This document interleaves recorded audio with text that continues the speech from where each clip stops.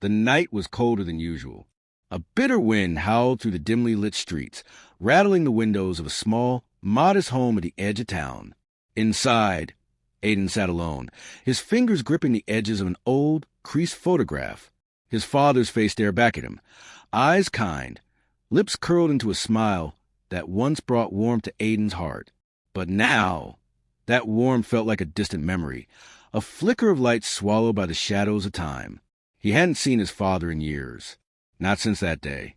The day he had stormed out of the house, slamming the door behind him, leaving behind a man who had sacrificed everything for him. That memory haunted him. But tonight, something was different. Tonight, Aiden felt an unease settle over him, like an invisible force whispering in his ear. He had been restless all day, his mind replaying moments he had long buried. His father's laughter, his unwavering patience, the way he would wait up for Aiden, no matter how late he came home. A deep sigh escaped his lips. Then his phone buzzed. A message. Unknown number. Your dad is... Aiden's heart stopped. The words hovered on the screen, unfinished, like a sentence frozen in time. He swallowed hard, his fingers trembling as he clicked to open it fully. Your dad is in the hospital. Come before it's too late. A rush of coldness spread through his chest. His hands tightened around the phone as he read the message again, just to make sure his mind wasn't playing tricks on him. It wasn't. His father, his old man, whom he hadn't spoken to in years, was lying in a hospital bed, and he didn't even know why. Aiden clenched his jaw, pushing down the storm of emotions threatening to break free. Guilt, regret, fear, they all swirled inside him, suffocating. He had convinced himself that his father would always be there. That one day, when he was ready, he could go back and make things right. But what if he had waited too long? He grabbed his keys and bolted out the door, a past stained with regret. As Aiden drove through the dark streets, memories flashed in his mind like a movie. He wished he could pause. His father had been a quiet man. He wasn't the kind to shower Aiden with grand words of affection, but his love had always been there, unspoken yet undeniable.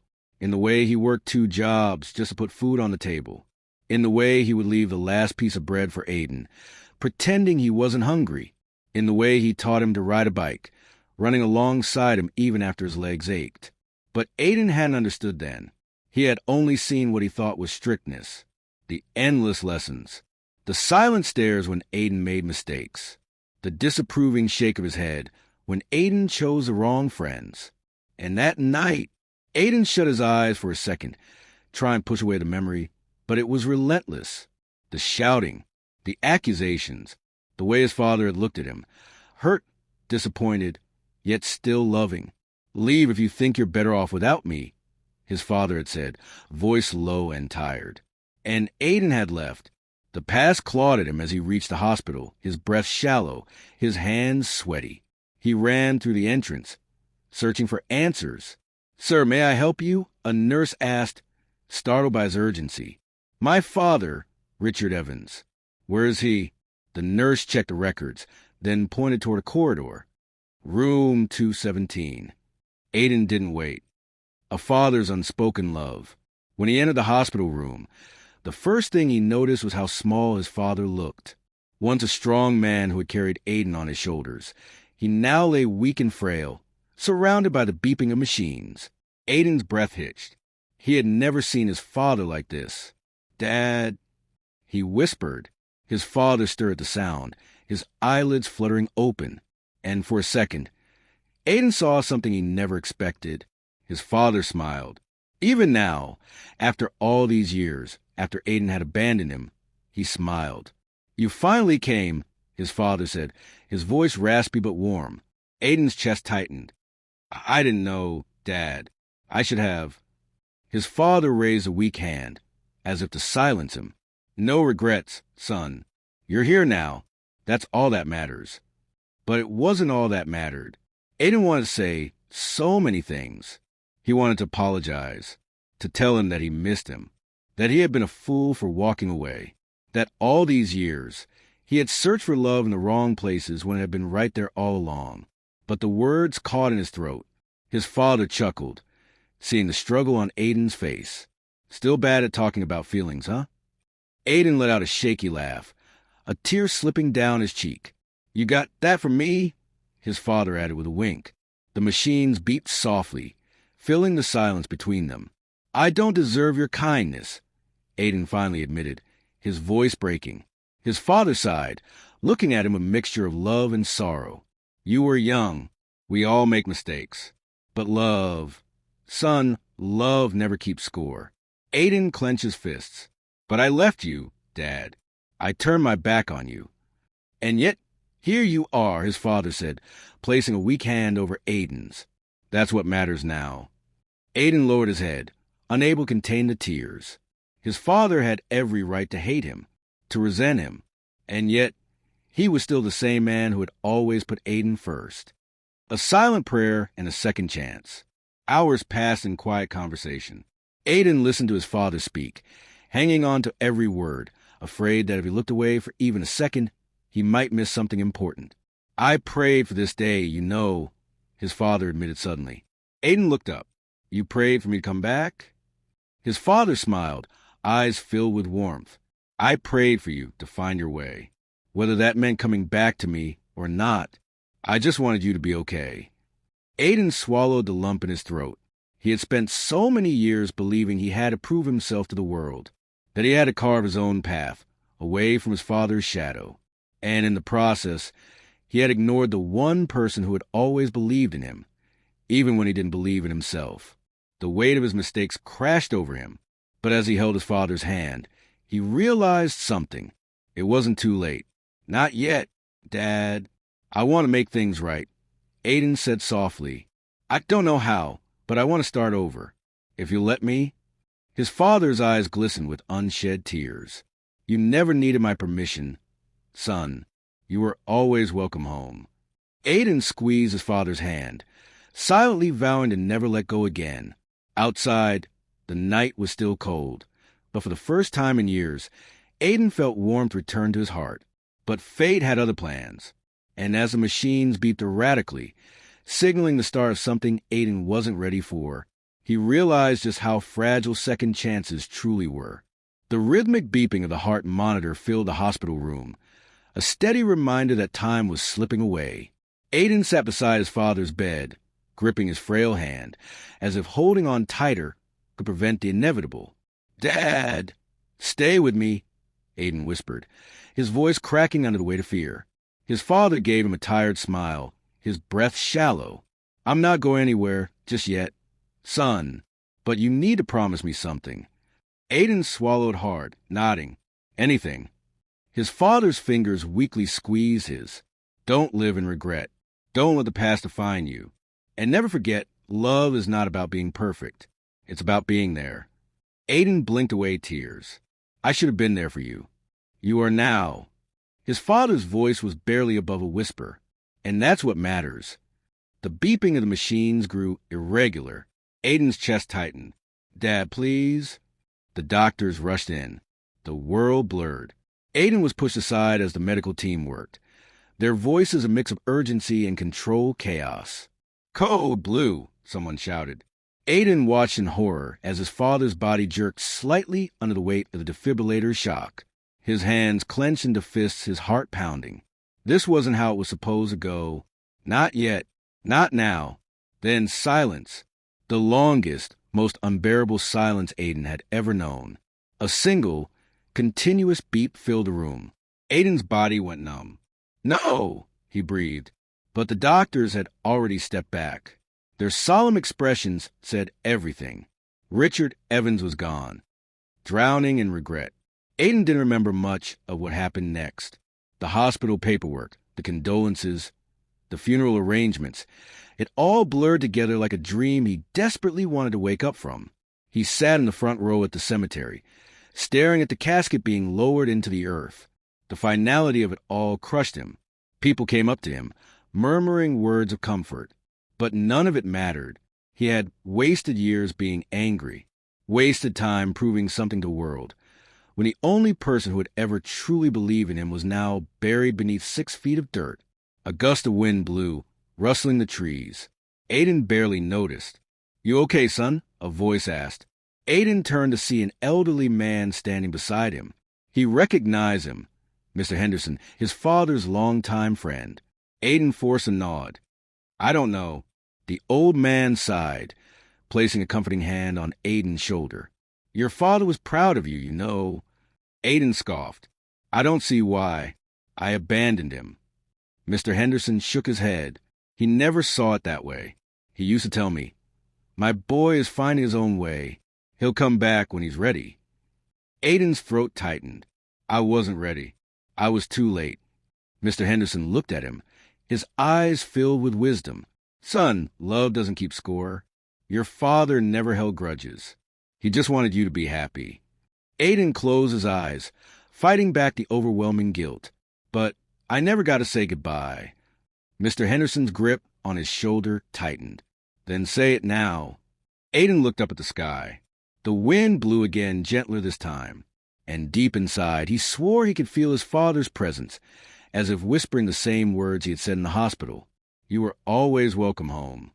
Tears streamed down Aiden's face. He knelt before the grave, placing a hand on the freshly turned earth. I'm sorry, Dad, he whispered. I love you, and I promise I won't waste a second chance. For the first time in years, his heart felt lighter, but the real test was just beginning, because making peace with the past was only half the battle. Now, Aiden had to learn how to live with it. Aiden sat in his father's old study, surrounded by memories frozen in time. The room smelled of aged paper and faded cologne, his father's signature scent. The bookshelves were filled with wisdom Richard Evans had accumulated over a lifetime. Aiden ran his fingers over the wooden desk, his heart aching.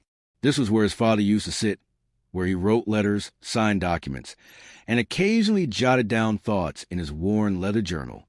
That journal now lay before Aiden, its cover weathered from years of use. With a deep breath, he opened it. The first page held his father's handwriting. Strong, steady, the way Aiden remembered it. For my son, Aiden. His breath hitched. Life is not about chasing the world. It's about chasing what truly matters. If you ever feel lost, if you ever forget who you are, come back home, to your roots, to yourself.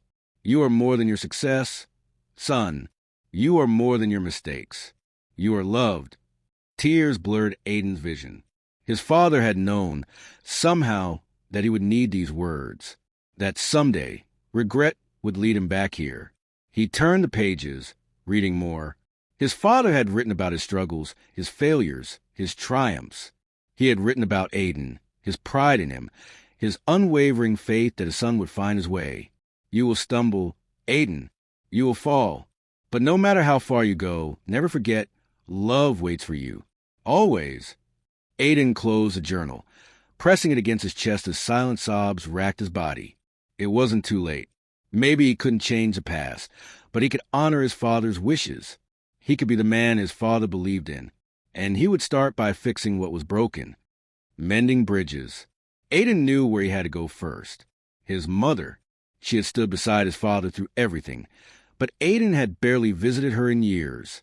Work had consumed him, and he had justified his absence with the excuse that he was too busy. But now he understood. No success was worth losing the people who mattered most. When he arrived at his childhood home, the sight of it nearly broke him. The house was the same, yet everything felt different without his father's presence. His mother opened the door, her face lined with grief and exhaustion. Aiden, she whispered. The years of distance, of missed moments, weighed heavily between them. But Aiden didn't hesitate. He stepped forward and wrapped his arms around her. I'm sorry, Mom, he choked out. I should have been here. I should have. She silenced him by holding him tighter. You're here now. That's all that matters. Tears spilled freely as they stood there, holding on to each other, finding solace in the only thing that truly mattered, love. Living for more. Days turned into weeks, and Aiden slowly began to rebuild his life. He spent time with his mother, helped with the house, and visited his father's grave often. He didn't just mourn. He spoke to him, shared his thoughts, his regrets, his plans. At work, he made changes. No more late nights chasing empty victories. No more missing out on life. And as he sat in his father's study one evening, flipping to the journal again, he found something that changed everything. A letter, a sealed envelope tucked between the pages. His name was written on the front in his father's handwriting. Hands trembling, Aiden opened it, and as he read his father's final words to him, his heart shattered all over again. Aiden's hands trembled as he unfolded the letter.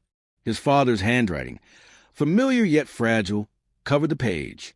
Each word felt like a whisper from beyond, a final message from a man who had never stopped believing in him. My dear son, if you are reading this, it means I am no longer by your side, but know that I have never truly left you. Love does not end with life. It lives on the lessons we share, the memories we hold, and the kindness we pass forward. Aiden swallowed hard, his vision blurring. I know you, Aiden. I know your heart, your strength, and the burdens you carry. And I know that for too long you have chased the world, believing success would bring you peace. But peace was never in the applause, the achievements, or the wealth. It was in the laughter we shared over dinner, in the way your mother and I waited up for you, eager to hear about your day, in the quiet moments when you were simply home. I was never disappointed in you, son. Never. My only hope was that you would one day understand. Love is not measured by time spent, but by presence, true presence. And it is never too late to come back to the things that matter. If you're reading this, Aiden, promise me one thing. Live. Truly live, not for the world, but for the love that surrounds you, for the people who will always welcome you home. And if you ever find yourself lost, just close your eyes and listen. You'll hear my voice in the wind, in your heart. You are never alone, my son. With all my love, Dad. Aiden pressed the letter against his chest, silent sobs racking his body. He had spent so many years searching for meaning in places that never held it. He had chased approval, wealth, and status, thinking they would bring him happiness. But the greatest treasure had always been here. Home. A new beginning. The next morning, Aiden did something he hadn't done in years. He made breakfast for his mother, just like his father used to. He sat with her at the kitchen table, sharing stories, laughter, and a peace he had long forgotten. Later that day, he visited his father's grave. But this time, he didn't cry out of regret. He smiled. Hey, Dad, he whispered, placing a hand on the headstone. I hear you. A gentle breeze rustled the trees, carrying with it a warmth that filled his soul. And in that moment, Aiden knew his father had never really left. His love was still here, in every memory, every lesson, every breath of wind that whispered through the trees. Aiden stood up, a new resolve in his heart. He would not waste another moment. He would live, not for the world, but for love, for family, for himself. And as he walked away, the wind carried a final whisper through the leaves. I'm proud of you, son.